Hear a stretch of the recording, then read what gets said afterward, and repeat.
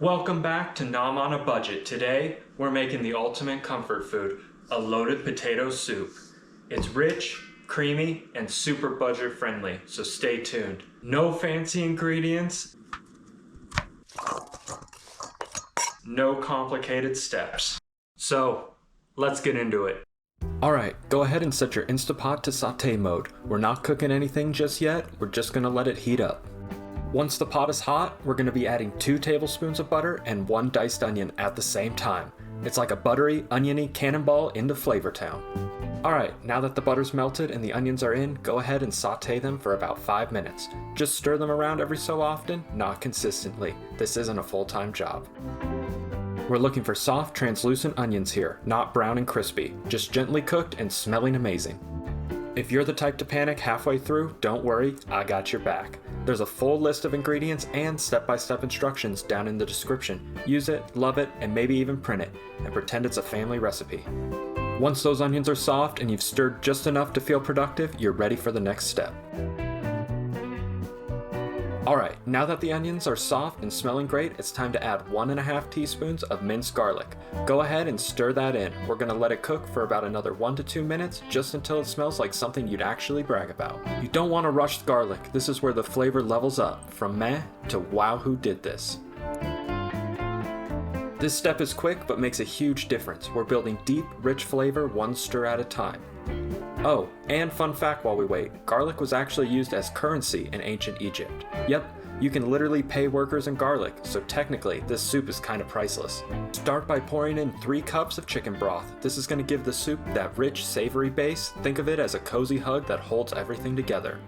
Next up, 1 can of chicken soup. Yep, straight from the can, no shame here. We're building flavor and not reinventing the culinary wheel. It might look a little weird at first, but trust me, it all comes together beautifully.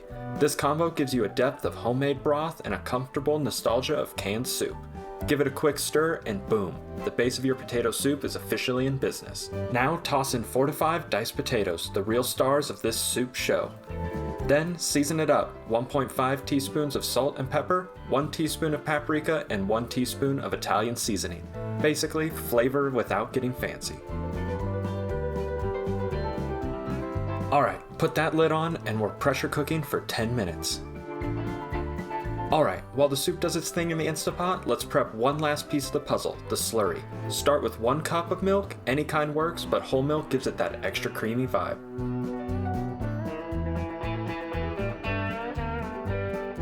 Then, whisk in 1 tablespoon of flour, nothing fancy. Just give it a good stir until it's nice and smooth. No lumps, no drama. This is what we'll use later to thicken our soup without turning it into glue. Set it aside, your soup is gonna love this.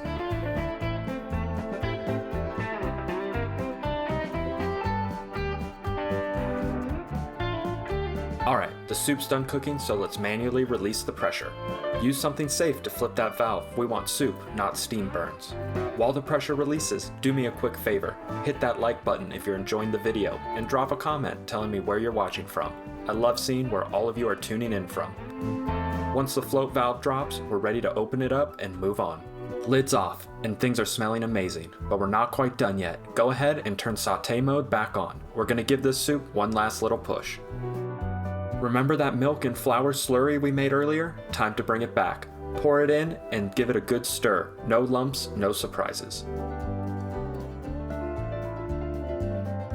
Now let the soup heat up and simmer for about 5 minutes. That gives the slurry time to work its magic and thicken things up. This is when it goes from just soup to comfort in a bowl.